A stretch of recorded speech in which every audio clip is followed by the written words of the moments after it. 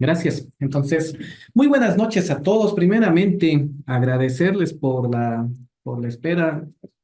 Ustedes saben, aquí en Cochabamba, al menos la ciudad está un caos, filas de camiones de diésel, una trancadera, la circunvalación. Entonces, lamentablemente, no me pude llegar a tiempo y les agradezco bastante su comprensión.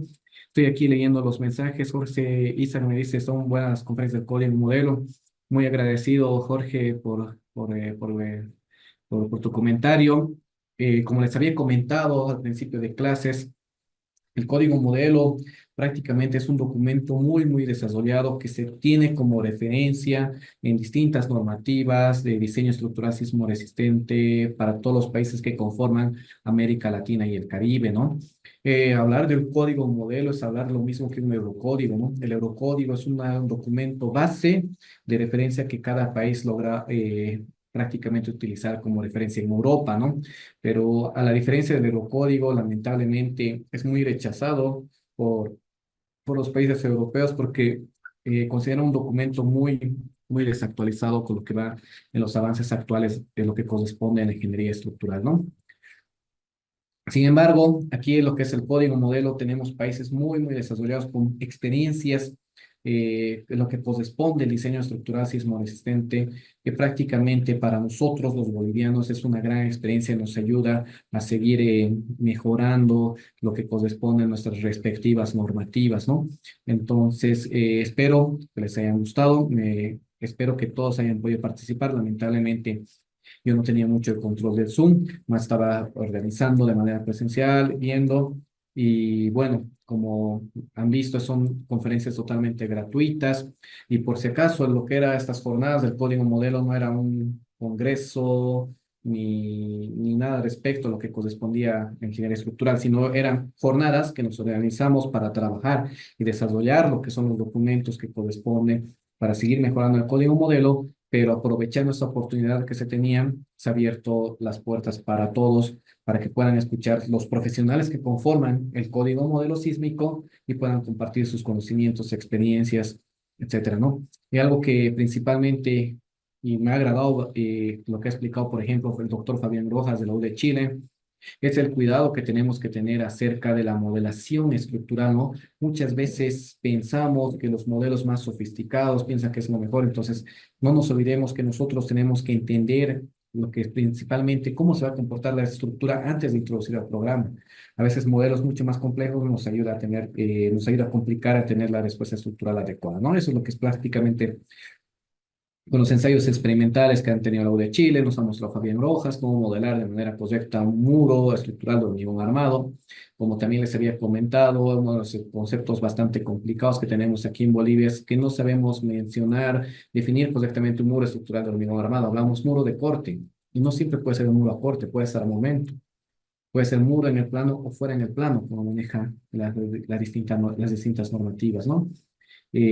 También me ha gustado mucho, por eso las conferencias de Edgar Díaz, Fabián Lamus, que eran principalmente acerca de lo que era la interacción sobre la estructura. Una de las preguntas que me hacían al principio, incluso en las charlas abiertas que teníamos antes de empezar este curso, era de que si vamos a tomar en cuenta la interacción sobre la estructura, y en otras palabras hay que tener mucho cuidado, ¿no? Han visto que toda interacción dinámica sobre la estructura está asociada a lo que es una interacción inercial y lo que es una interacción cinemática, ¿no? Y bueno, muy agradecido, espero que hayan podido participar y también por lo que han podido participar ustedes. O sea, estos eventos realmente se va a poder realizar con más frecuencia con la participación de cada uno de ustedes. No es la única manera de mejorar la ingeniería. Y por eso agradezco también a lo que es todo lo que es Infinity Tech por la invitación. Generalmente, como les había dicho en principio, no, yo no suelo dar clases así nomás, obviamente solo en pregrado, en posgrado, en las universidades, pero la idea de Infinity Tech era lo más importante y que ustedes entiendan lo que es la normativa, cómo se diseñan estructuras sismoresistentes y dejando en segundo plano lo que es el uso del software. Obviamente, vamos a usar el software, les he dicho que vamos a utilizar el ETAPS, pero muchas veces se ve un montón de cursos que directamente entramos al programa sin entender lo que estamos haciendo y nos puede llevar a tener respuestas estructurales inadecuadas. Eh, También para continuar con lo que tenemos en el desarrollo de la clase, ahora voy a empezar a compartir pantalla para que no piense que me he olvidado. Es lo siguiente. Al principio les había comentado acerca de qué es un terremoto, cómo se propaga un terremoto, las distintas escalas sísmicas y lo más importante, lo que habíamos visto acerca de los elementos de sismología, era acerca de los efectos de sitio. Les había dicho que un terremoto se propaga de distinta manera dependiendo el efecto de sitio. En algunos casos llega a amplificarse la onda sísmica, en otros casos llega a atenuarse la onda sísmica. Y eso es lo que pasó prácticamente en las días anteriores, en el terremoto de Chile, que ha sido de una magnitud de momento, si no me equivoco, de 7.3, que se ha llegado a sentir en lo que son los departamentos de Cochabamba, Santa Cruz, La Paz, y eso se debe a los efectos de sitio, la propagación de ondas, ¿no?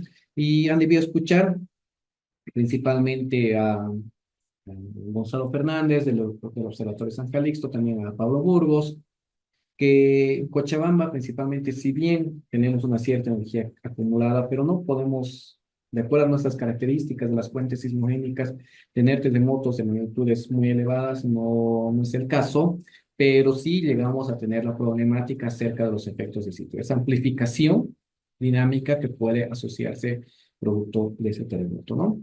Entonces, eso es lo más importante, hay que entender cómo que los terremotos se propagan de distinta manera dependiendo del tipo de suelo, y eso es lo principal, así como anillo al dedo, lo que ha pasado a estos terremotos, este terremoto de Chile recientemente, que se ha llegado a sentir en el territorio nacional, y va justamente un ejemplo claro de lo que les había explicado las veces pasadas. También, posteriormente, les había explicado acerca de lo que era el riesgo sísmico. El riesgo sísmico prácticamente es una convulsión, habíamos dicho, de lo que es la amenaza sísmica con respecto a la vulnerabilidad sísmica. Amenaza sísmica, una de las preguntas, una de las interrogantes prácticamente que tenemos en nuestro país, Bolivia, ¿es realmente Bolivia un país con amenaza sísmica? Eso se ha explicado también, no vale la pena, no vale la pena redundarlo, pero lo que sí habíamos hablado de la vulnerabilidad sísmica que se refiere directamente a la respuesta estructural que podamos tener. Y uno de los conceptos y grandes avances que se tiene en la ingeniería estructural sismo resistente es de que nosotros ahora buscamos estructuras mucho más rígidas y menos resistentes. Y eso lo ha explicado lo mismo Francisco Ruz y distintos expositores internacionales que hemos tenido en lo que era la zona del código modelo. ¿Qué significa todo esto? Que nosotros buscamos que la estructura tenga una mayor ductilidad, una mayor capacidad de incursionar en un rango no lineal. Y eso hemos analizado, hemos visto mediante un ejemplo práctico utilizando el programa SAP 2000 a través de la construcción de diagramas de momento y curvatura, donde estructuras más, mejor dicho, elementos estructurales más resistentes, es decir, con una mayor cuantía de acero de refuerzo, hemos visto que tienen un menor índice de ductilidad, ¿no? Entonces, por lo tanto, ese aspecto tenemos que tomar en cuenta. Después, ¿qué más habíamos visto?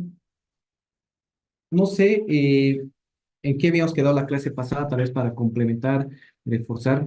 Me estoy cruzando justamente con una maestría que me impartió y estamos por estas unidades que estoy viendo. Creo que habíamos quedado ver, se les había mostrado acerca de los diagramas de momento curvatura, justamente ese índice de ductilidad, mostrando y de manera práctica elementos estructurales más resistentes tienen menor desempeño estructurales. Por eso que prácticamente las normativas, los códigos del futuro que van hacia la filosofía basada en el diseño por desempeño, buscan que tengamos una mayor capacidad de incursionar en un ángulo lineal.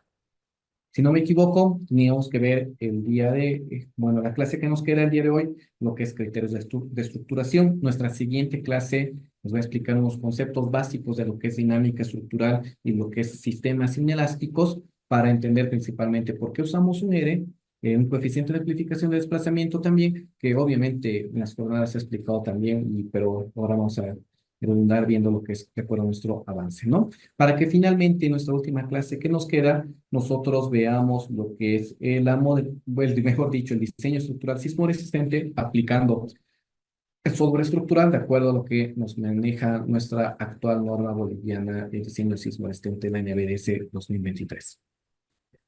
Si no me equivoco, hoy día teníamos que ver criterios de estructuración, ¿no ve? ¿O me estoy confundiendo? Por si acaso me hacen recuerdo, por favor. Sí, estás en lo correcto. No, perdón, Fabián. Digo, Kevin, te escucho un poco suave. Creo que es el problema de mi audio. Voy a configurar bien mi Zoom porque estoy con el audio. A ver,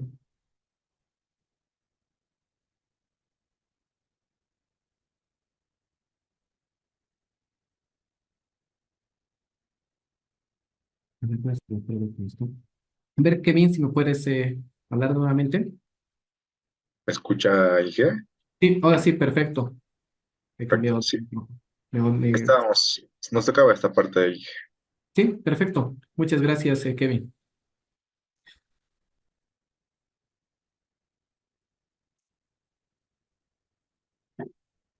Ya.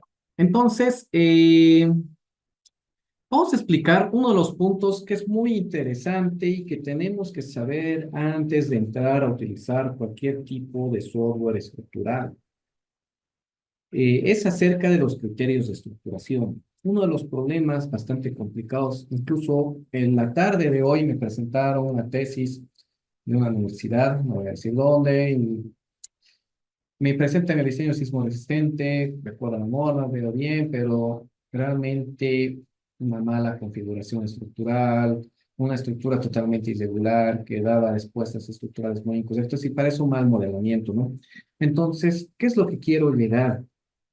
Realmente nos estamos perdiendo la conceptualización que tenemos que tener todo ingeniero civil acerca de cómo configurar nuestra estructura. Antes de empezar a modelar nuestra estructura, nosotros tenemos que buscar que nuestra estructura sea lo más regular posible, tanto en planta como en elevación, y entender cómo se va a comportar la estructura para que ya una vez que tengamos los distintos diagramas de fuerzas, nosotros sepamos si estamos yendo por el camino correcto, ¿no? Y que prácticamente no nos olvidemos que la ingeniería estructural es la aplicación de los conocimientos de mecánica, prácticamente estudian los esfuerzos y diseñar es un arte, no nos olvidemos ese aspecto, ¿no? Y que prácticamente en el análisis estructural conjugamos conocimientos de ciencias básicas aplicadas al arte de la ingeniería para encontrar fuerzas y deformaciones en la estructura. Es decir, que en el análisis nosotros encontramos las respectivas fuerzas y deformaciones que tenemos que tener en nuestra estructura de manera global. No nos olvidemos que el objetivo general de la ingeniería estructural es identificar, estudiar alternativas para solucionar un problema ingenieril, ¿no? Y en la ingeniería estructural tenemos dos etapas, lo que es el análisis y el diseño. El análisis prácticamente corresponde a encontrar nuestras respectivas fuerzas y deformaciones que vamos a tener en toda la estructura de manera global y en cada elemento estructural. Lo que se refiere, los objetivos del diseño, se refiere principalmente a elegir de manera correcta los materiales que van a tener nuestros respectivos elementos estructurales, un detallado, las secciones adecuadas que tienen que tener nuestros elementos estructurales para que en función del análisis de la que está sujeta nuestra estructura responda de manera adecuada. Entonces, podemos decir que este es el proceso iterativo que tenemos cuando diseñamos, analizamos y diseñamos una estructura. Pareciera que empezamos por el diseño, porque nosotros ya partimos, tenemos que partir de una sección mínima de nuestros elementos estructurales para que empecemos a encontrar las fuerzas. Entonces, una vez que encontramos estas fuerzas, analizamos, obviamente hacemos un proceso iterativo y procedemos a optimizar, etcétera. Hasta que finalmente llegamos al diseño, volvemos al análisis, vamos optimizando esas secciones de nuestros elementos estructurales para tener finalmente nuestra estructura final. No nos olvidemos que estructurar es un arte. ¿Por qué? Porque nosotros, cómo configuremos la estructura, nos va a dar una respuesta estructural propia. Les había dicho que la respuesta estructural principalmente está asociada a la masa y la rigidez del sistema. Entonces, La forma que nosotros configuremos va a dar una cierta rigidez, igual una cierta masa. La forma que ustedes configuren su estructura va a dar una masa, una rigidez propia. Entonces, por lo tanto, cada estructura va a tener una respuesta estructura propia. ¿Qué significa esto? Que algunos van a tener una mejor respuesta, otros no. Unas estructuras van a ser más caras, otras más económicas. Entonces, prácticamente por eso es un arte. No tenemos una receta de cocina.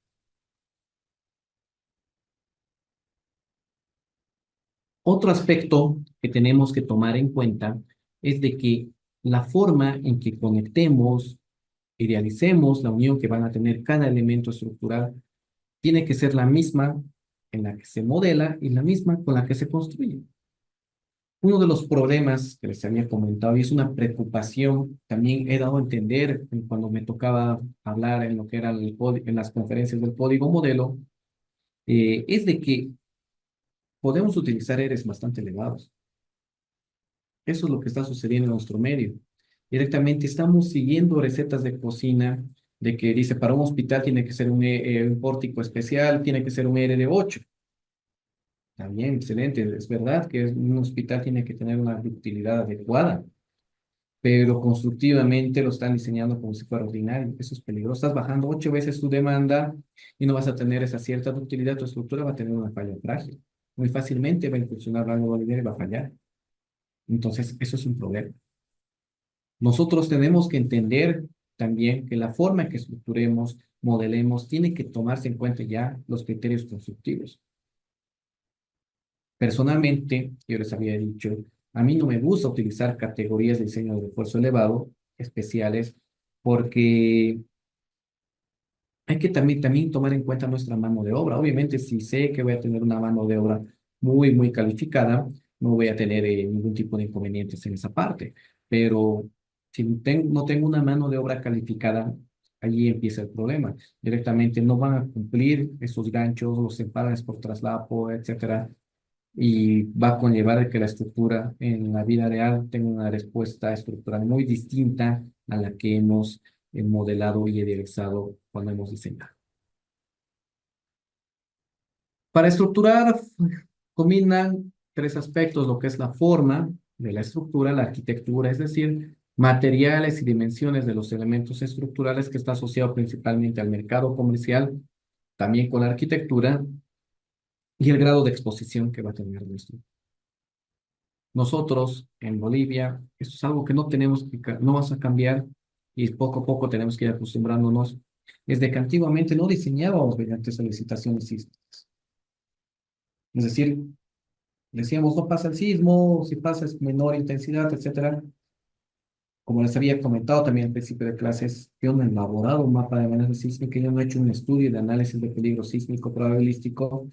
La institución encargada de realizar ese estudio es el Observatorio San Carlos. Ha hecho un trabajo muy espectacular, muy reconocido internacionalmente, mostrando ciertos grados de incertidumbre que pueda tener, explicando principalmente las ecuaciones de predicción de movimientos fuertes que se han tenido muy actualizadas, como el de Gonzalo Montalva, que también explicaba en las conferencias. Entonces, sabemos que Bolivia presenta un cierto tipo de amenaza sísmica, entonces ya nos obliga que nuestras estructuras tenemos que diseñar bajo ese tipo de solicitaciones también.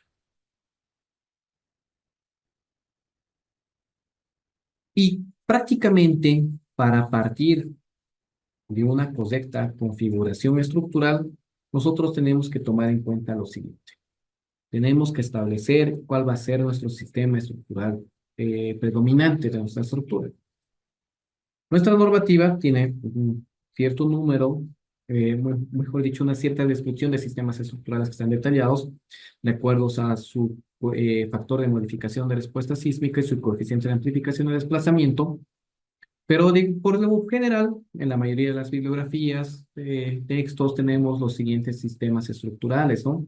Es los muros de albañilería confinada, los sistemas de pórticos resistentes a momentos, los sistemas mixtos, que no es más que una combinación entre pórticos resistentes a momentos con muros de albañilería confinada, sistemas duales y sistemas de muros y sistemas de pisos que nos referimos cuando utilizamos losas apoyadas sobre vigas peraltadas, sobre vigas planas o lo que sería directamente una losa plana. Un sistema de pórticos resistentes a momentos, no nos olvidemos que la estructura de soporte son los marcos, es decir, las vigas, columnas, que soporta lo que corresponde a las cargas gravitacionales y lo que correspondía a las cargas laterales también. No nos olvidemos que este sistema estructural tiene tendencia a desplazarse bastante y que prácticamente nuestra normativa actual ya está evitando de que utilicemos bastante este sistema estructural y ya tenemos que llegar de manera indirecta a lo que son sistemas duales, obviamente, ¿no? Entonces, no nos olvidemos que al ser una estructura que se desplaza bastante, no tiene una suficiente rigidez lateral y que muy fácilmente sismos de mayor intensidad pueden llegar a incursionar muy fácilmente en un rango longitudinal. Los muros de albañilería confinada, que obviamente no son estructuras sismo resistentes, hay que tomar en cuenta eso, que prácticamente son para estructuras de máximo 3 niveles en nuestro medio en Bolivia y que son prácticamente los muros portantes que las vigas cadenas apoyan sobre las mismas y estos muros portantes apoyan sobre los respectivos cimientos. Podemos tener una combinación de ambos, como les había dicho, para que estos muros de albañilería confinada lleguen a aportar un cierto grado de rigidez lateral en nuestro sistema estructural. Otro sistema estructural que está entrando con mayor fuerza en Santa Cruz, todavía no en Cochabamba, son los sistemas de muros de mejor dicho, los muros de ductilidad limitada. Al igual que un sistema de muros de albañilería confinada, esta estructura no se recomienda utilizar hasta mayores de 3 niveles, porque estamos hablando de muros de espesores muy pequeños que solo presentan una sola malla de acero de refuerzo y no tienen una cierta ductilidad y una suficiente rigidez lateral, ¿no?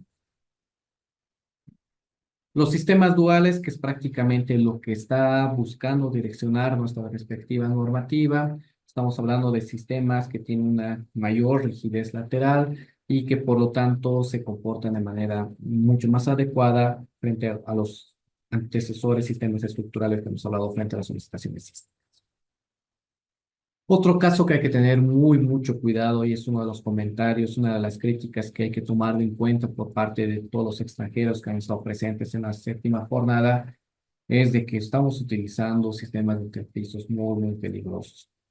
Estamos usando de manera excesiva lo que son el uso de losas planas. Me refiero directamente a losas planas, por más que digan, pero tengo mi viga plana que me va a aportar una cierta rigidez, pero estamos hablando de una viga plana que tiene un espesor muy pequeño, mejor dicho, una base muy pequeña, prácticamente la misma que el nervio, entonces no va a diferenciar la estructura. Ah, esta es viga porque el ingeniero ha dicho que es viga y el otro es nervio porque el ingeniero ha dicho que es nervio, ¿no?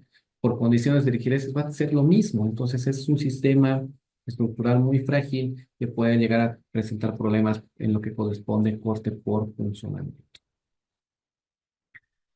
Entonces, ¿qué podemos decir acerca de la configuración estructural que ustedes, primeramente, de acuerdo a su nivel de amenaza sísmica, la arquitectura que puedan presentar en la edificación, ya tienen que establecer cuál va a ser su sistema estructural preponderante para que la estructura responda de manera adecuada? Gustavo Andrés Mejía me pregunta, ¿hay un tipo de losa postensada que es también si vigas? ¿Qué cuidados habría que tener o se tendría que considerar otra estructura, darle más soporte ante sí? Muy buena pregunta, Andrés. A ver, es verdad que está entrando con mayor fuerza lo que es el uso de losas postensadas, porque llegamos a cubrir grandes luces, es verdad, pero por lo general una losa postensada ya es con vigas planas o directamente una losa plana. Entonces, ¿cuál es la solución? Y que prácticamente ya nuestra normativa ha estado previendo este tipo de situación, que la estructura sea más rígida.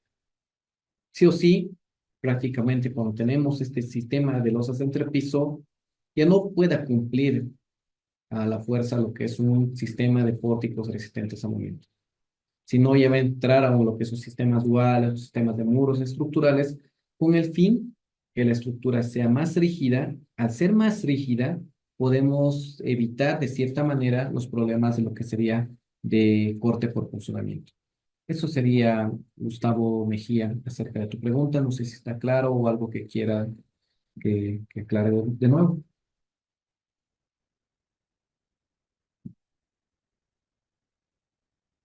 Perfecto.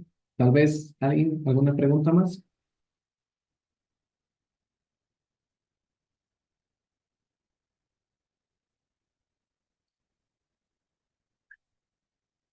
Perfecto. Continuamos entonces. Entonces, también va a lo que me preguntaba Gustavo con esta configuración estructural. Si hace que por la arquitectura sí o sí tengo que utilizar un sistema de losas postpensadas, yo tengo que tener en mente que mi sistema estructural tiene que ser más rígido.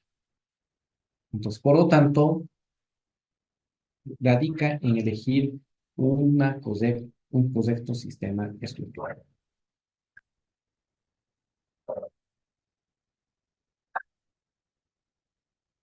A uno de los aspectos que quiero esto aclarar, me estaba pasando, es, esto sí les aclaro, no hablamos que una estructura es regular solo porque es el hecho de un cuadrado, un rectángulo en planta. Nos referimos que una estructura es regular tanto en planta como en elevación cuando el centro de masas y el centro de rigidez están lo más próximos posible. Por ejemplo, uno de los aspectos que a mí personalmente me preocupa y se ve bastante en redes sociales, y eso tienen que tener mucho, mucho cuidado, que todo muro de ascensor tiene que ser un muro de corte para el colmo, se dice, ¿no? O sea, no siempre puede ser a corte, puede ser a momento. En términos correctos, muros estructurales de hormigón. Muchas veces, por la arquitectura, circulación, etcétera, que eso nosotros, al menos yo, no sé, no soy arquitecto, pero sí o sí a veces hay muros de ascensor, mejor dicho, cajas de ascensores que están de manera muy excesiva. Que lo hagamos de hormigón armado, hay un cambio brusco, hay una concentración de rigidez. Entonces, de cierta manera, esa mi caja de ascensor puede generar un efecto torsional en mi estructura. Entonces, no es el simple hecho de decir que todo ascensor tiene que ser de hormigón armado. Podríamos tener una estructura en planta muy simétrica, pero por una ubicación del centro de rigidez, por las cajas de ascensores, etcétera, puede estar sujeta a torsión, solo por esa irregularidad. La regularidad nos referimos cuando el centro de masas y el centro de rigidez están lo más próximos.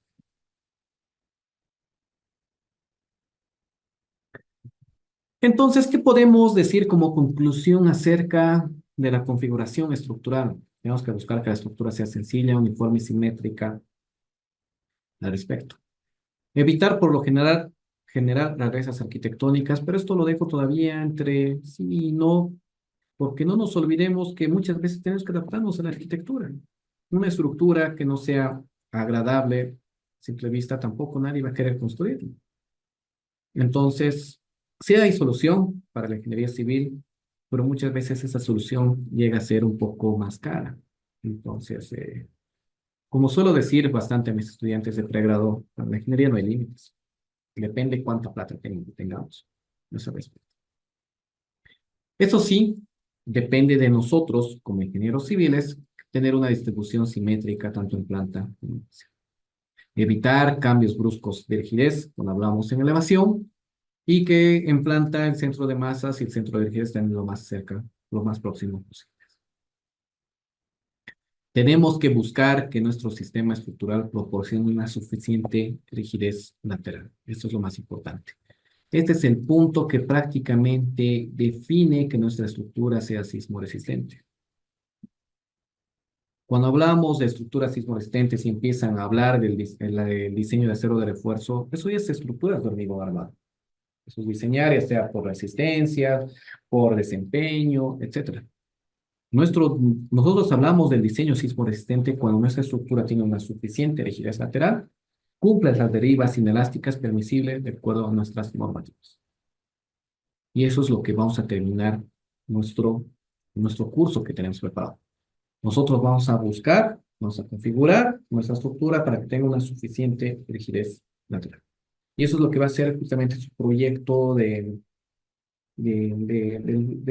curso.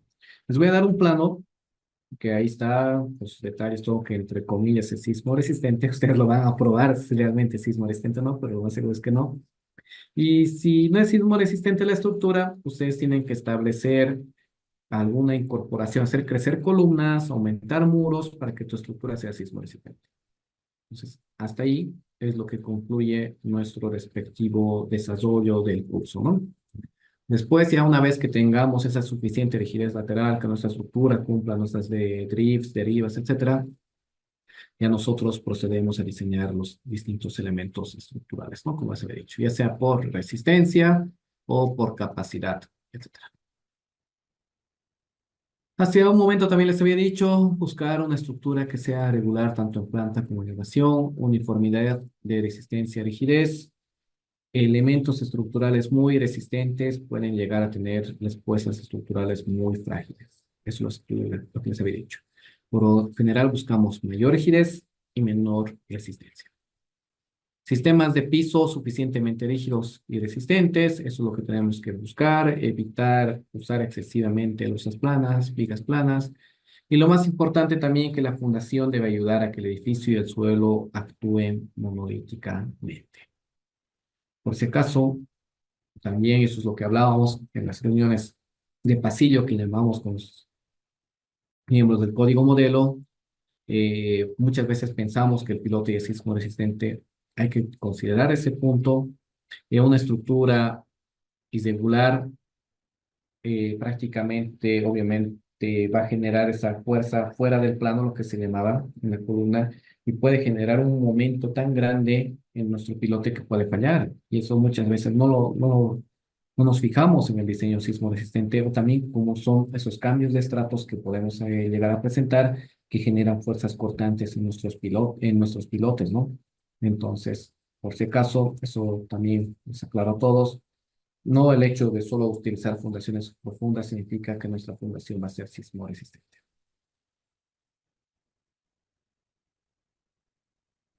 Y bueno, continuando con lo que teníamos programado el día de hoy, les voy a explicar algunos conceptos, bueno, algunos criterios que hay que tomar en cuenta para estructurar nuestra edificación. El primer punto es acerca del peso de la estructura. No nos olvidemos que prácticamente la cortante basal, que en función de esta cortante basal nosotros calculamos nuestras fuerzas laterales equivalentes, no es más que el coeficiente de respuesta sísmica multiplicado por el peso sísmico efectivo. A mayor peso de la estructura, mayor cortante basal y por ende mayor fuerza lateral. Entonces, por lo general, lo que buscamos es que la estructura sea lo más liviano posible con el fin de disminuir esta fuerza lateral. Es uno de los aspectos. Otro punto, evitar grandes concentraciones de masa en pisos intermedios o superiores. Es decir, evitar esas diferencias de pesos que pueden haber entre esos niveles. Hay que buscar de manera simétrica la distribución de masas en cada nivel. Y aquí les aprovecho de dibujar este ejemplo.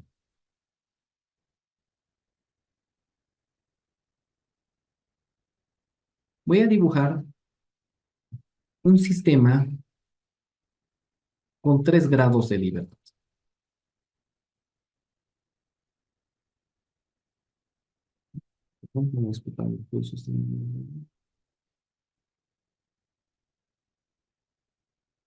Ya.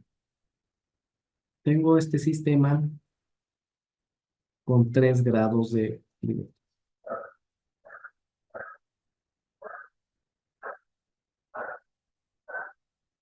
Voy a suponer que tengo otra estructura que tiene una gran concentración de masa en el piso intermedio. ¿Qué es lo que pasa? Si analizamos aquí la respuesta estructural, prácticamente la estructura se va a desplazar de manera proporcional porque la distribución de masas es totalmente simétrica.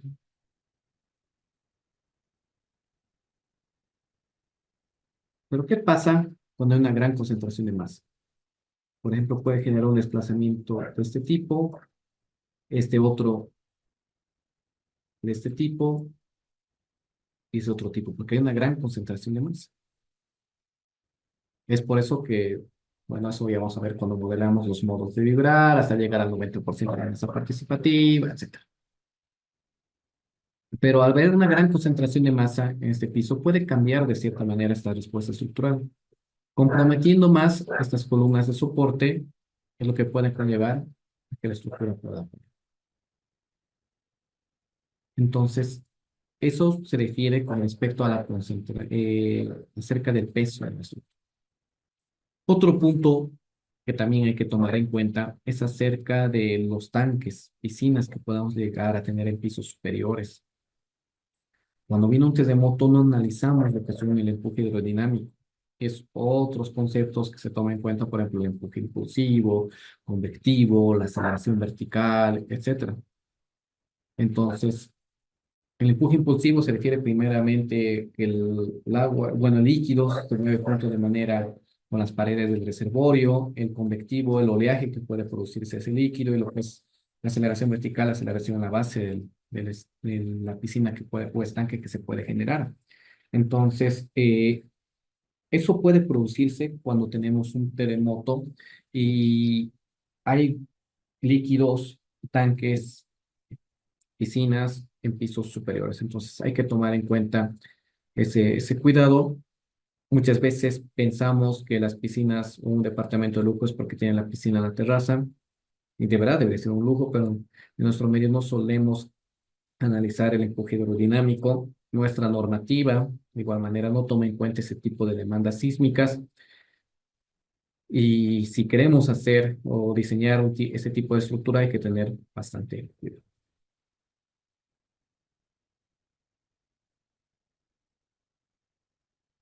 Otro de los aspectos que hay que tomar en cuenta es acerca de la forma de la estructura.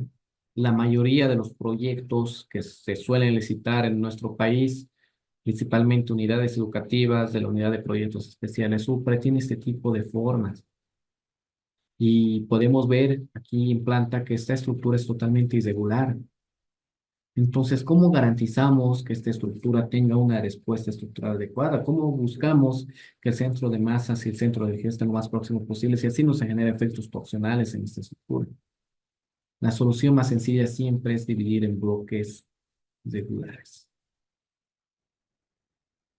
Poner las respectivas juntas con el fin de analizar y que la estructura sea lo más simétrico posible y sea más fácil de entender lo que es esa respuesta estructural. Es por eso que cada cambio brusco de rigidez, lo más recomendable es esto, de rigidez en planta, estamos hablando, e incorporar lo que serían las respectivas puntas. ¿Qué podemos decir acerca de la forma de la edificación, tanto en planta, mejor dicho, en elevación? Tiene que ser sencilla, regular y simétrica, evitar erupciones bruscas de niveles superiores y evitar esbeltez excesiva que puede producir volteo en la estructura. También, ¿qué podemos decir acerca de la separación entre edificios? Es uno de los aspectos, al menos cuando incorporamos una junta, del cuidado que hay que tener. Una de las preguntas bastante comunes que hay, ¿qué tamaño va a tener mi junta? Nuestra normativa boliviana, al igual que la normativa americana, toma en cuenta este criterio. El tamaño de la junta no es más que el desplazamiento de tu estructura 1 al cuadrado más el desplazamiento de tu estructura 2 al cuadrado, su raíz cuadrada. De esa manera calculamos el tamaño de la punta, pero nos referimos al desplazamiento inelástico, pues si controlamos el diseño sismo resistente. Otro aspecto muy interesante que maneja la normativa peruana es la siguiente, la E030, que el espacio, el tamaño de la punta puede ser 0,006 de la altura total del edificio. Entonces, me parece una fórmula muy acertada cuando empezamos a predimensionar y antes de tener los resultados finales en nuestra estructura.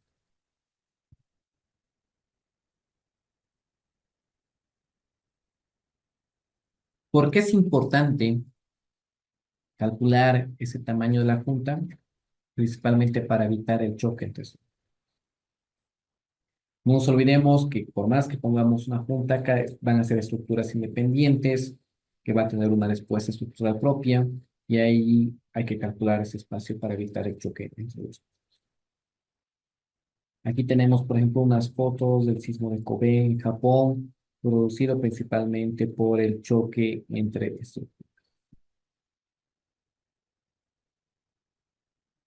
¿Qué podemos decir acerca de la regularidad en planta? Lo que hace un momento les había dicho. Se considera una estructura regular en planta cuando el centro de masas y el centro de rigidez están lo más próximo posible.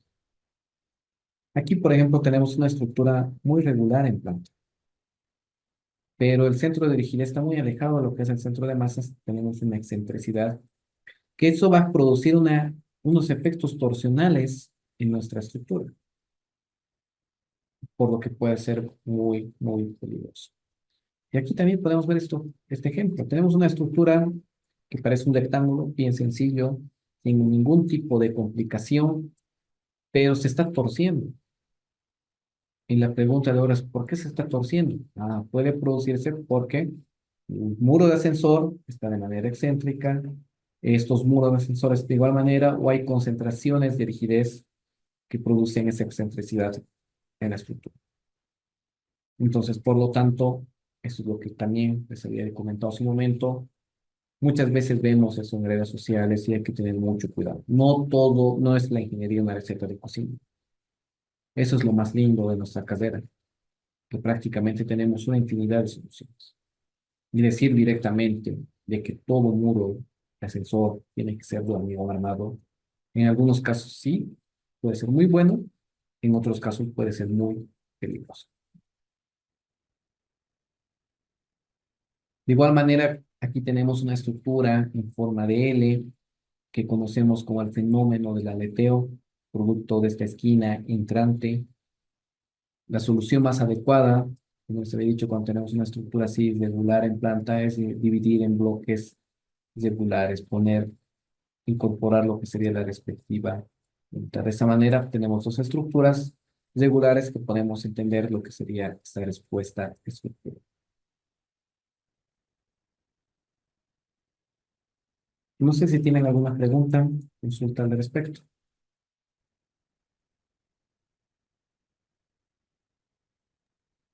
Claro, Inge. Perfecto, gracias, Kevin.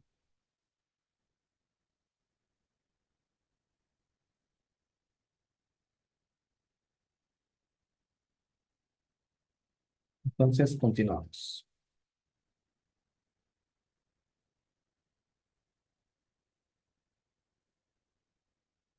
Con respecto a la irregularidad en elevación también, nos referimos a estos cambios bruscos de rigidez, lo que puede producir como es el, el efecto latigazo.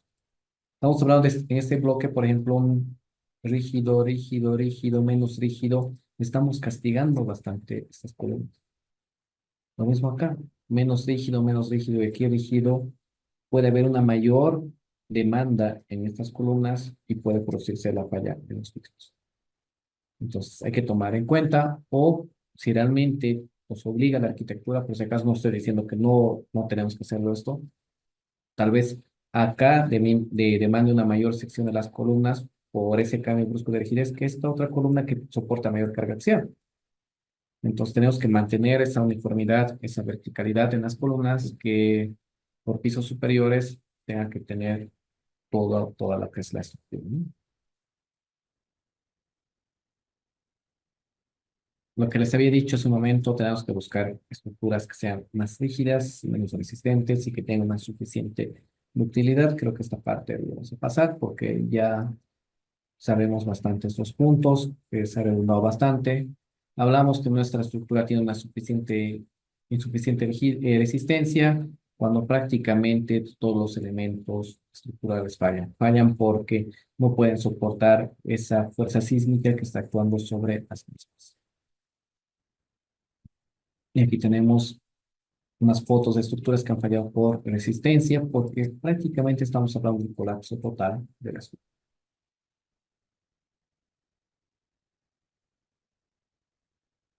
Acerca de las fallas en las vigas, de acuerdo a la teoría de estados límites de agotamiento resistente, sabemos que es un elemento estructural dúctil porque es una sección controlada por tracción.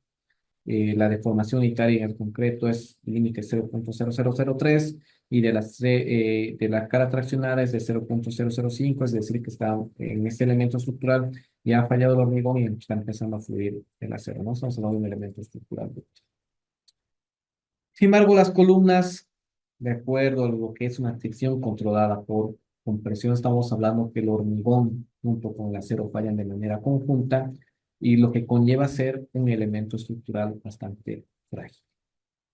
Mejor dicho, es un elemento estructural frágil. Es por eso que por lo general una columna no se fisura, directamente explota.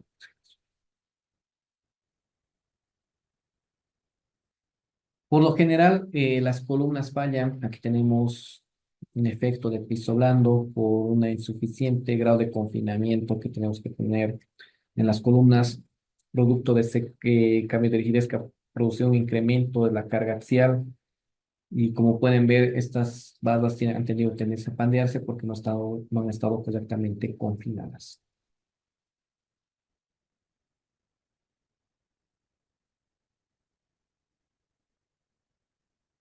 Cuando nos referimos que una estructura es dúctil, es una de las preguntas que tal vez suelen hacerse porque siempre les ha tocado bastante de que la estructura tiene que ser lo suficientemente dúctil, tiene que tener una capacidad de incursionar en un rango no lineal, etcétera, etcétera, etcétera. Pero ahora tal vez se preguntan, ¿cuándo es la estructura es dúctil? Y aquí tenemos dos estructuras. La primera estructura está sujeta a la acción del sismo y se concentran las fallas en las vigas, que es un elemento dúctil. Es decir, fisura el hormigón, empieza a fluir el acero. Y eso está basado en la teoría de Estados Unidos de agotamiento resistente, nuestras respectivas leyes constitutivas, que con las fórmulas que tenemos, de esa manera se dimensiona, se diseñan los elementos estructurales a flexión. Pero ¿qué pasa esta otra estructura que está sujeta a la misma acción del sismo? Ya podemos presentar fallas en lo que son las columnas y no así en pisos superiores. ¿Qué quiere decir con todo esto lo que les comentaba hace un momento? Que las columnas es un elemento estructural frágil. Una columna no se fisura, directamente explota. Que hablemos de la falla de la columna, estamos hablando del colapso total de la estructura, porque una columna es un elemento estructural de soporte. Entonces, esta estructura es dúctil porque primeramente se han concentrado las fallas en elementos dúctiles y los elementos de soporte que son frágiles prácticamente están intactos. Esta estructura no es dúctil, tiene un comportamiento frágil porque prácticamente las fallas se han concentrado en estos elementos frágiles, que serían las columnas. Entonces, de esa manera, nosotros podemos diferenciar entre elementos dúctiles y lo que serían elementos, mejor dicho, la estructura dúctil y una estructura frágil.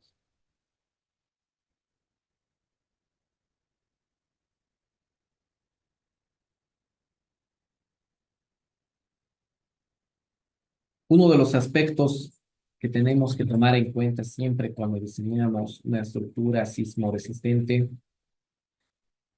es que la unión de nuestros elementos estructurales tiene que ser hiperestáticas y dinámicas.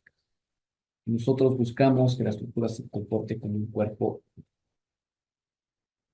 que haya una continuidad entre los elementos estructurales. Es por eso que analizamos la estructura de manera global, como un todo.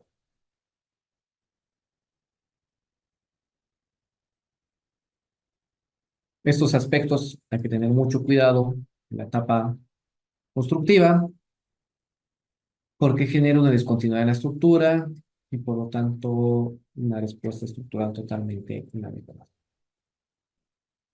Este aspecto quiero que tomen mucha atención. Es uno de los problemas bastante comunes que no solo hay en Bolivia, sino en gran parte de todo lo que es Sudamérica y el Caribe. Es acerca del efecto de piso blanco. No nos olvidemos que prácticamente una de las culturas constructivas que tenemos en el territorio nacional es de que nosotros trabamos los muros de ladrillos en las columnas.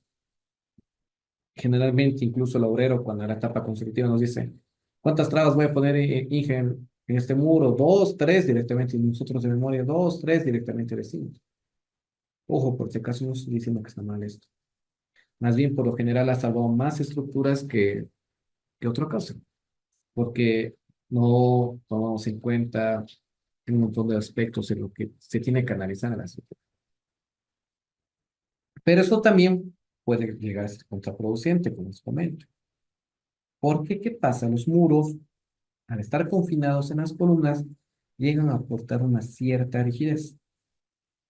¿Y qué pasa en una estructura de ese tipo que tenemos, por ejemplo, parqueos y pisos inferiores? Hay un cambio brusco de rigidez, estamos hablando de estructuras rígido, rígido, rígido, rígido, menos rígido.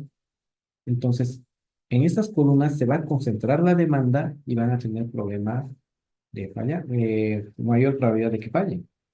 Y aquí tenemos, por ejemplo, unas fotos de estructuras que han fallado en el sismo de Kobe en Japón en el año 1995. Todo producto de lo que es el efecto de piso blando. Y un poco para entender esta problemática, les voy a mostrar un ejemplo en el ETABS para que prácticamente se entienda lo que es acerca del problema del efecto de piso blando. Voy a abrir unos archivos, por favor, si me pueden esperar.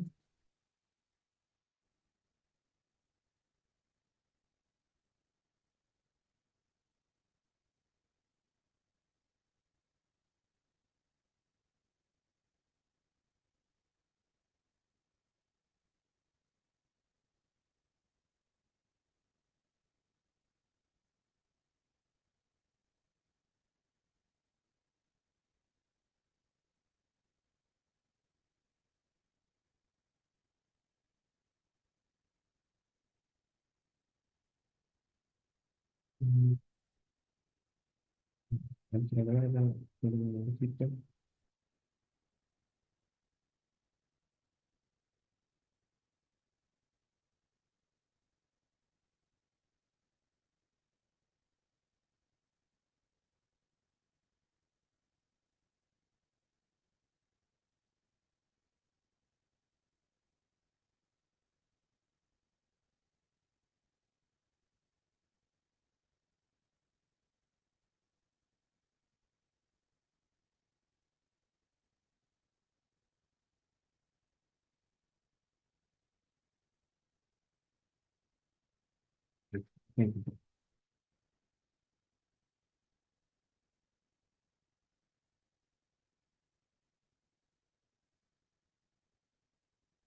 Abriendo, por favor. Un momentito.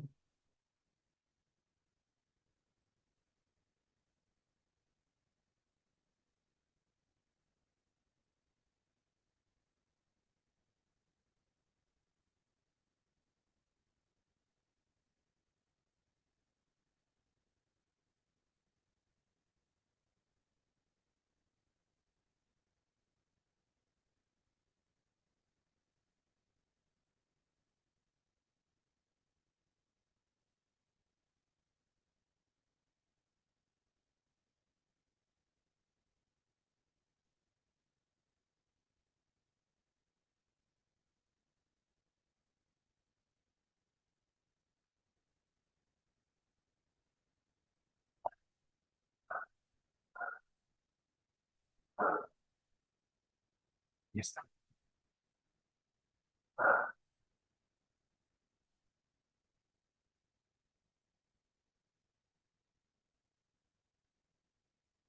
Ya.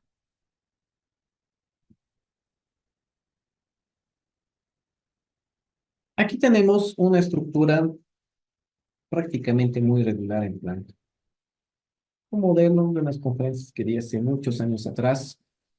Eh, Creo que, Noel, estás levantando la mano, creo. Tienes la palabra, Noel.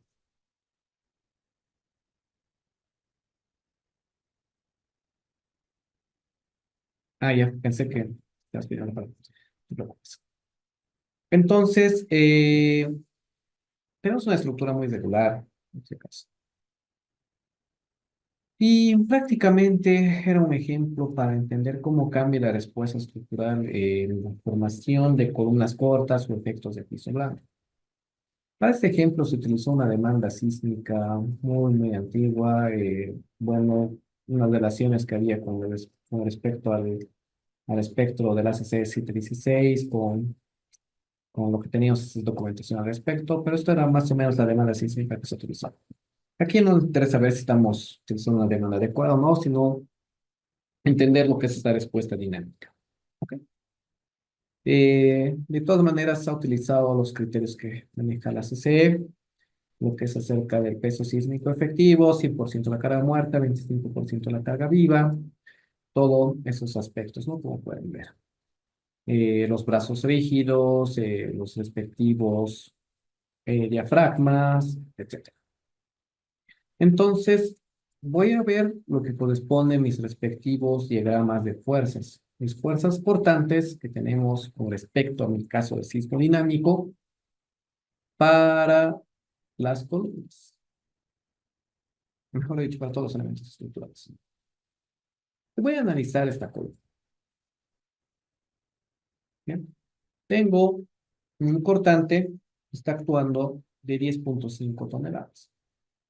Entonces voy a poner mi pizarra, anotar estos datos.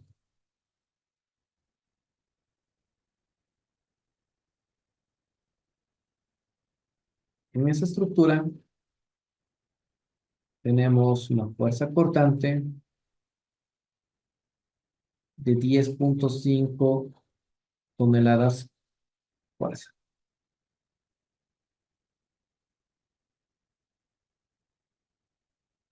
Perfecto. Después tengo otra estructura, obviamente que le quiero mostrar esto. Los materiales es un hormigón H21, utilizando las propiedades de la normativa americana.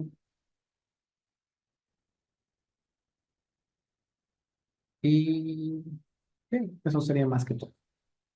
Posteriormente, tengo este otro modelo estructural. Pero en este modelo, a la fuerza ha generado un efecto de piso blando. Pero ahora tal vez se preguntan, ¿esto es un muro de hormigón armado? No, está modelado de esta manera. Primeramente crea un material tipo mampostería, que aquí el programa menciona tipo mampostería.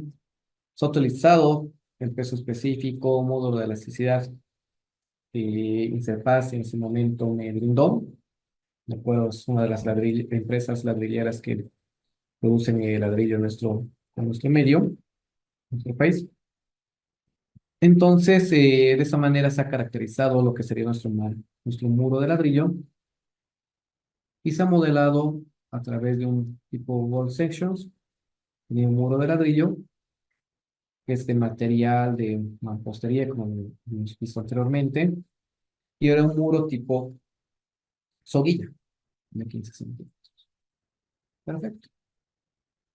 Se ha utilizado la misma demanda sísmica, lo que corresponde, como he dicho, utilizando la CC 716, y teníamos este espectro de diseño. De esa manera voy a analizar la misma fuerza cortante que tengo en esa mi columna. Y era esta columna.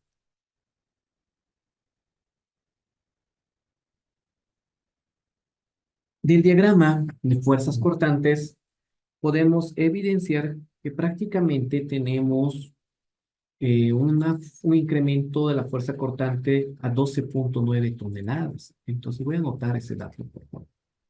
Tenemos este otro caso, el cortante ha incrementado a 12,9 toneladas.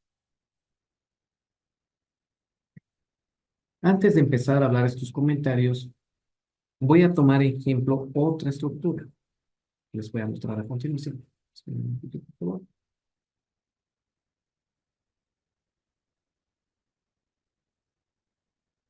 Y es esta estructura.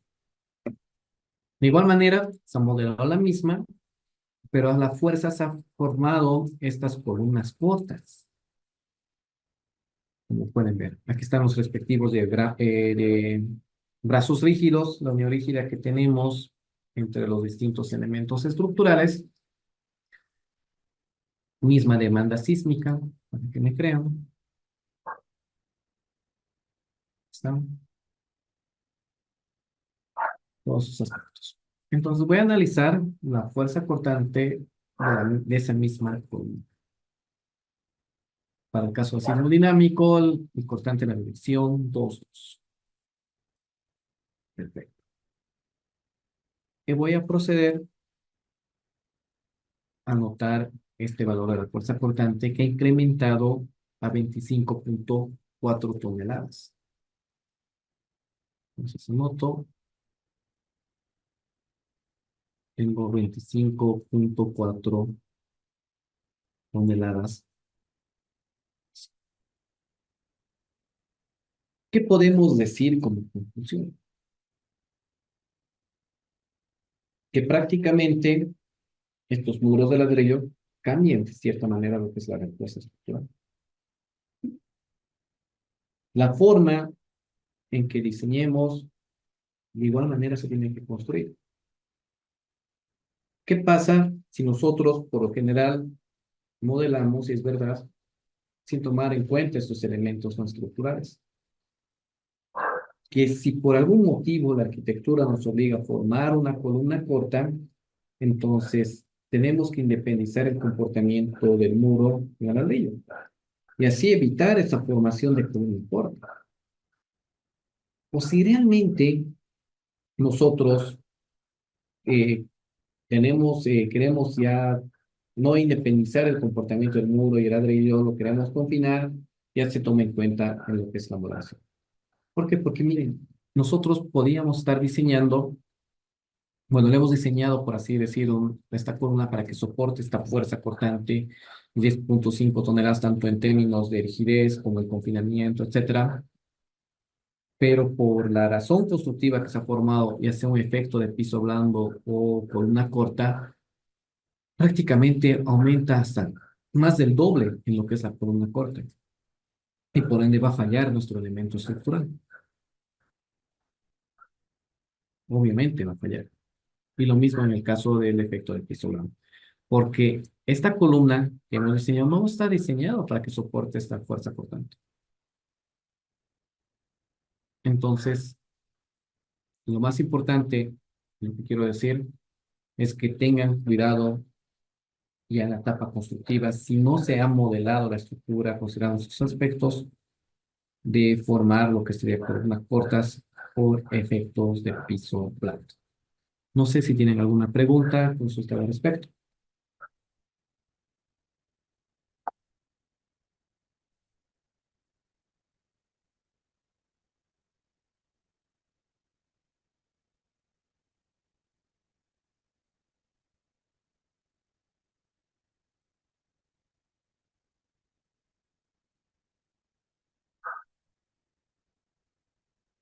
Perfecto, gracias, Kevin.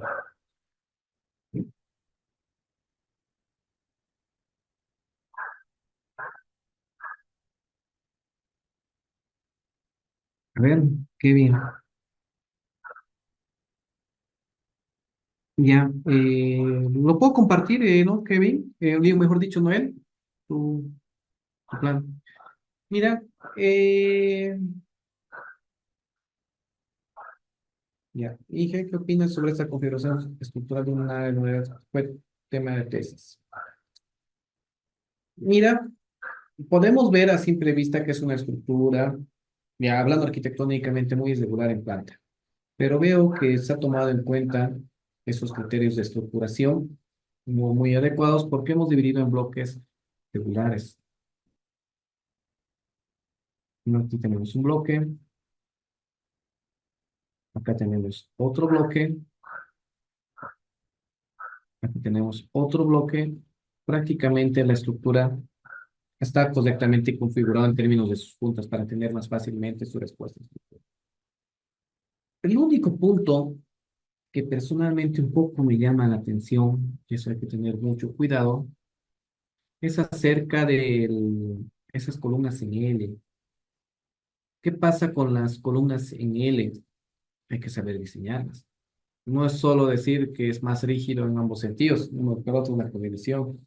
Justamente el centro de masas, el centro de rigidez de ambas columnas puede ser que genere que esté fuera del plano y que más o menos tengamos un momento mucho mayor y puede ser muy más peligroso.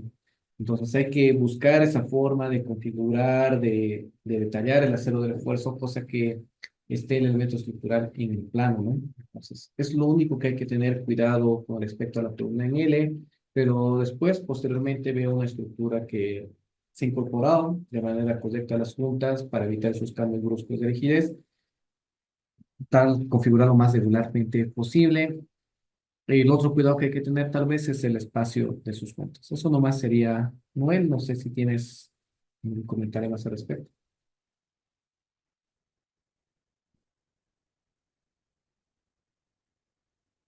No tienen nada que agradecer, cualquier cosa, siempre no duden en consultarme.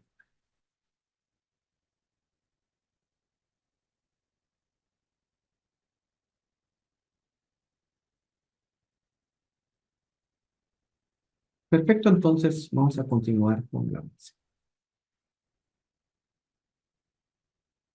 ¿Qué podemos decir acerca de la rigidez lateral? Que es muy importante para decir que nuestra estructura sea sismo resistente y prácticamente el desarrollo de las normativas actuales es que la estructura sea más rígida y menos resistente. Eso le va a ayudar bastante. Diego Jesús me pregunta, ¿las columnas en L son en el ancho del muro, o sea, las columnas expuestas del muro?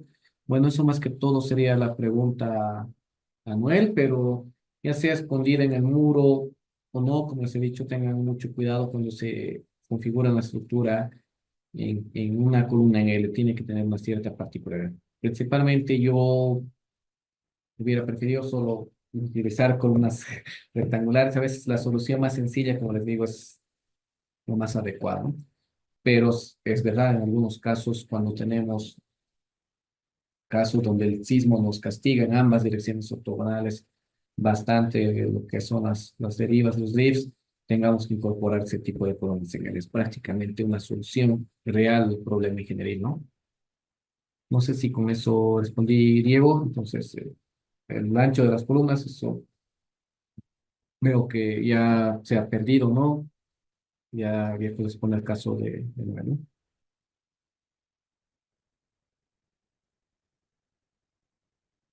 Aquí podemos ver edificaciones que han fallado por tener una insuficiente rigidez lateral frente a la acción sísmica.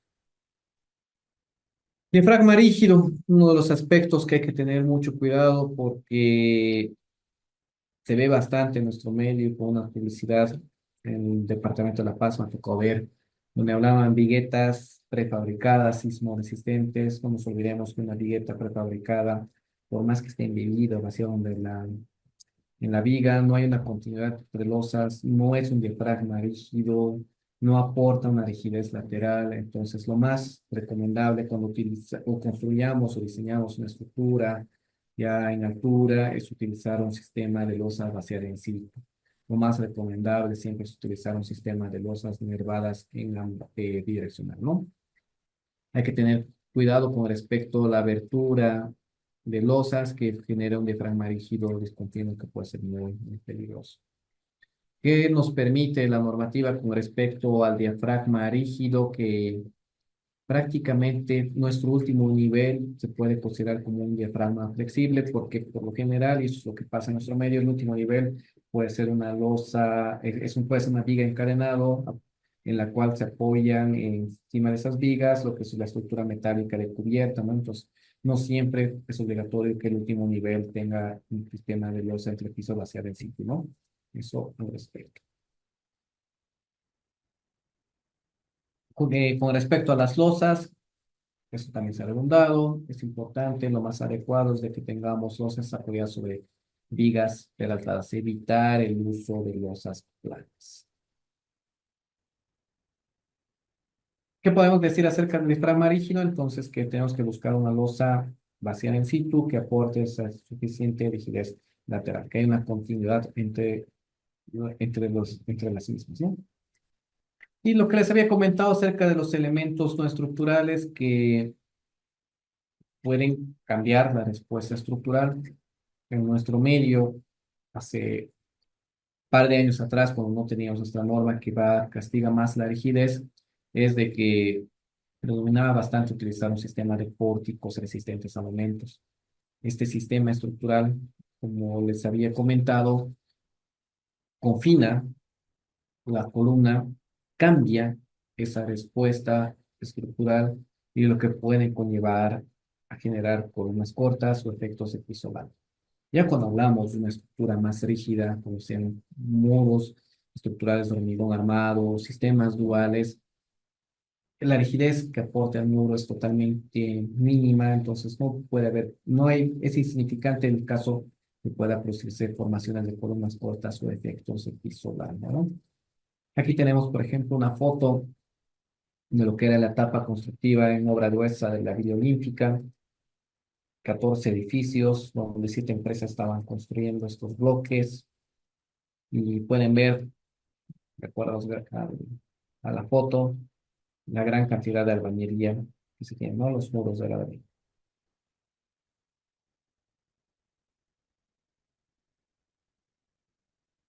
Y como les había dicho, ¿qué podemos decir acerca de las fallas de elementos no estructurales, la formación de columnas cortas o efectos de piso blando, ¿no? La mayoría de las unidades educativas en nuestro medio tenemos estas ventanas muy comunes, que es para que entre luz, ventilación, etcétera. ¿Y qué es lo que pasa? Como les había comentado, en la modelación, confinamos estos muros y las columnas, hay un cambio brusco de rigidez y genera un incremento en la fuerza cortante en la columna, por lo tanto tiene tendencia a fallar. Y de esa manera llegarían a fallar, bueno, las fallas conocidas como fallas por columnas cortas, no es una falla frágil. Entonces, esto para que tengan las presentaciones, como les había comentado, que podemos decir acerca de la participación de elementos no estructurales, independizar el comportamiento del muro de ladrillo con respecto a la columna para así evitar columnas cortas o efectos de piso blando. O realmente queremos realmente considerar esa fuerte rigidez, que modelemos la estructura como un todo. Pero ese es el caso menos recomendable, como les había comentado, incluso los expertos en las exposiciones de las jornadas del código modelo sísmico, tenemos que buscar modelos más sencillos. El programa es alguien que nos ayuda a interpretar las fuerzas que va a tener, nosotros somos los que diseñamos.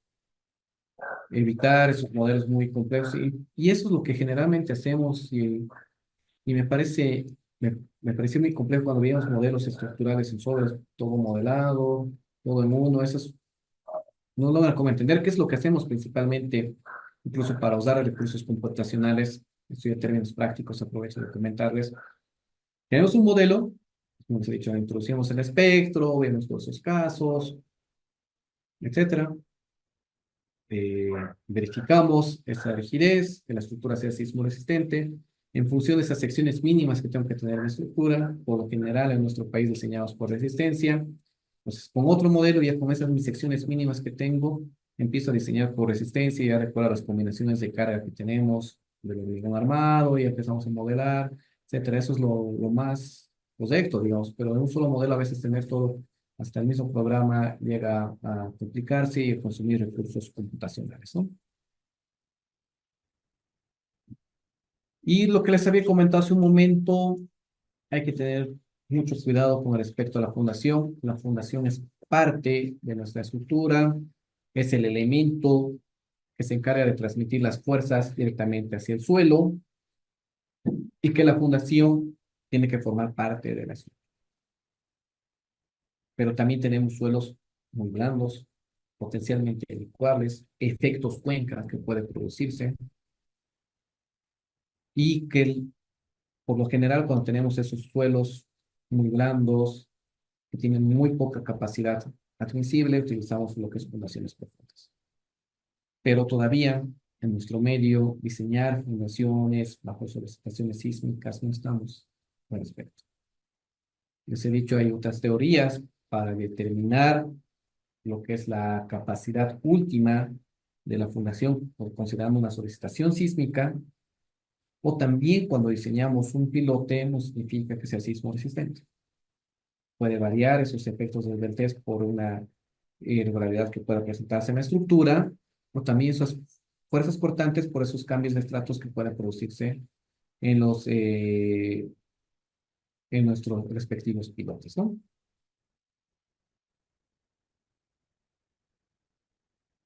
Pero eso sí, utilizar un análisis de interacción suelo-fundación, fundación-estructura, se utiliza en nuestro medio, pero hay que tener mucho cuidado, como les he comentado. Estamos hablando de estructuras las que tienen periodos más largos, que realmente llegan a ser incidentes en lo que es la interacción suelo-estructura, justamente en las zonas donde la estructura predomina el desplazamiento. Incluso mostraba Fabián Lamus de la U de Chile el modelamiento de interacción suelo-estructura, que justamente por el ablandamiento del suelo lo que aumenta esos desplazamientos, etcétera, justamente por el alargamiento del periodo en la zona donde predomina el desplazamiento, es incidente considerar ese tipo de desplazamientos, ¿no? Pero en estructuras, justamente cuando les he dicho que hay que ver las fuerzas inerciales en función del periodo fundamental y la altura del edificio y es menor a 0,1, es incidente la interacción sobre la estructura. Entonces puede llegar a una subestimación de la demanda sísmica. Obviamente, esto no está explicado en nuestra normativa actual. Directamente explica lo que son el cálculo de rigidez dinámica, pero eso es también mi deber explicarles. Ustedes han visto de parte de los expertos cuáles son los últimos criterios que se tienen con respecto a la interacción sobre fundación fundaciones.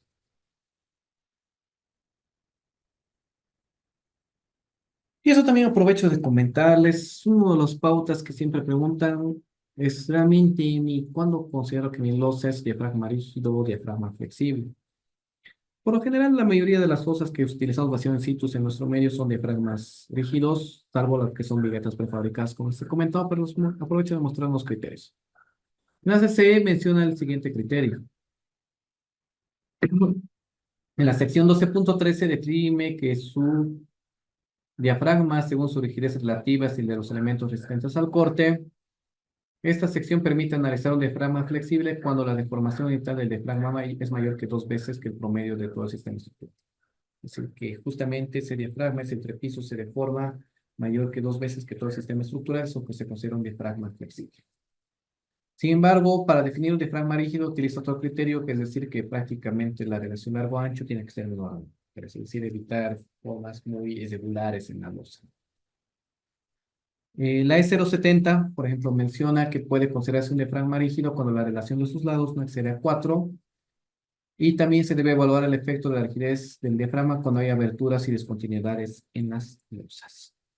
Y maneja la FIMA 273, que prácticamente se considera un diafragma flexible, semirígido rígido, cuando lambda es menor o mayor que estas relaciones. ¿Y cómo calculamos lambda? Prácticamente el desplazamiento del diafragma, es decir, el entrepiso, con respecto al desplazamiento que tiene todo el entrepiso, el nivel del piso inferior. Y aquí tenemos una gráfica, ¿no? Por ejemplo, este es el desplazamiento del diafragma, el otro es el desplazamiento del entrepiso, y utilizando esta ecuación prácticamente nosotros podemos, esta relación, mejor dicho, podemos determinar si el diafragma es flexible, semirígido o rígido. ¿Qué criterios maneja el Uniform Building Code? Los diafragmas deben ser considerados flexibles según la distribución al cortante de cada piso, y que este se deformará el diafragma, y si esa deformación es mayor que el doble del desplazamiento promedio del edificio como diafragma flexible. Prácticamente el criterio que maneja la FIMA 273. Con respecto a la CAOC, ¿qué dice el CAOC de Structural Engineers Association of California? Debe ser considerados diafragmas flexibles cuando la máxima deformación lateral del diafragma es más que el doble que el promedio de la deriva de piso. Es prácticamente el mismo criterio que maneja el Uniform Building Code, ¿no? Entonces, todo lo que es la FIMA 273, el Uniform Building Code y lo que es la CAO utiliza este criterio para definir si el diafragma es flexible, semirígido o rígido. Pero por lo general, lo más fácil, lo más sencillo que utilizamos son los criterios de la CC, pero por la altura, por los espesores mínimos que debemos calcular de manera adecuada que tenemos en las losas bidireccionales, incluso con inercia equivalente, llegamos a cumplir estos criterios de diafragma rígido. El principal problema, cuidados que hay que tener, como se había comentado, es con respecto a las losas de viguetas prefabricadas. No sé si tienen alguna pregunta, consulta al respecto. ¿Está todo claro?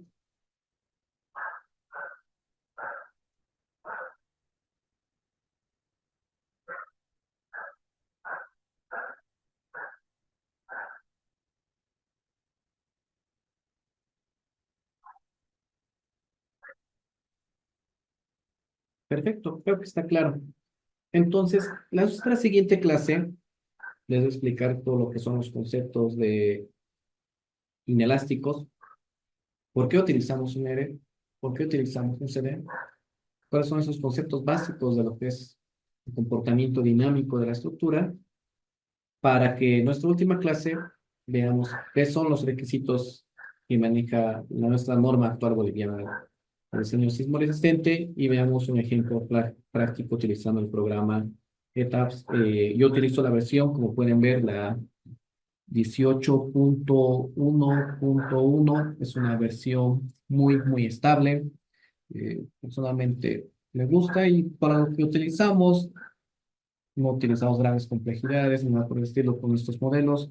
Estas versiones trabajan de manera excelente, aunque ya he visto, creo que hay versiones de TAPS 22, 21, esta mañana me lograron presentar acerca de unos modelos, pero siéntanse cómodos, yo la versión que utilizo es esta, y no creo que haya problemas si utilicen otro tipo de versiones. Si no hubiera preguntas, entonces creo que esto ya hemos terminado lo que teníamos avanzado, programado para el día de hoy.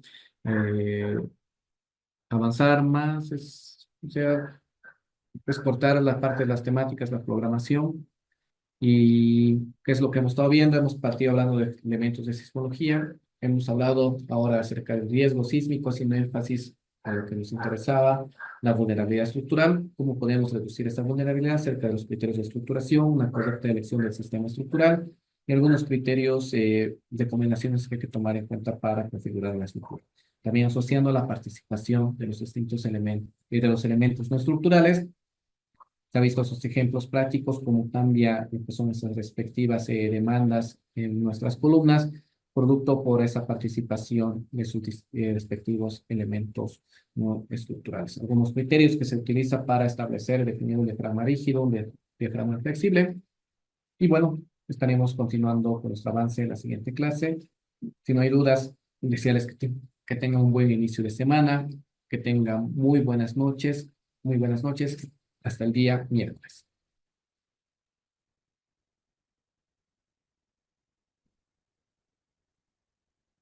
Kevin, ¿estás pidiendo la palabra, creo? Sí, Inge, va más referido a lo que es respecto al Congreso. Hay un temita que un poco me interesó y me tiene en duda. Es lo que es Claro. respecto a, no sé si llamarlo fenómeno, en este momento no tengo mis apuntes, fenómeno de amplificación de sismos, si no estoy mal, que mencionó uno de los ingenieros, no estoy familiarizado con el nombre, pero expuso respecto a un sismo que se produjo a una cierta distancia de la Ciudad de México y se vio un considerable amplificación, ¿no? Del sismo referente a lo que fue el punto de inicio. No sé si esa parte un poco me podría ilustrar o sacar de dudas por qué es que ha pasado esa parte, no la entendí muy bien al expositor. Ya, es lo siguiente. Les explicaba al principio también de clases acerca de suelos blandos, llega a amplificarse la onda sísmica, en suelos rígidos llega a tenerse más. Vos fuiste mi estudiante en pregrado, hemos visto lo que es el programa DeepSoil. No sé si te acuerdas de los modelos que vimos de caracterizados el suelo en función al BC, a la velocidad de onda de corte, al peso específico del suelo y poníamos un sismo específico. En función para ese sismo específico, nosotros podíamos ver esa amplificación debido a los efectos de sitio, ¿no? Eso es principalmente Kevin, o sea, que hay que entender que el terremoto se propaga dependiendo del tipo de suelo y en el caso, por ejemplo, de México, lo que hablaba de lo que es el punto de ruptura donde se produce esa liberación de energía con respecto a algún punto específico, puede haber esa variación por esos respectivos efectos de sitio. Un claro ejemplo de lo que pasó en la semana pasada, hemos hablado de un terremoto intermedio, si no me equivoco, en Chile, de una magnitud 7.3, pero por los respectivos efectos de sitio se llegó a amplificar y llegar a sentirse en territorio boliviano. No sé si con eso respondí tu pregunta, Kevin, o hay algún punto que Sí, sí, sí, se repite. gracias. Perfecto. Listo, Inge, que tenga buenas noches, hasta luego. Bueno, que tengan muy buenas noches. Hasta el día miércoles.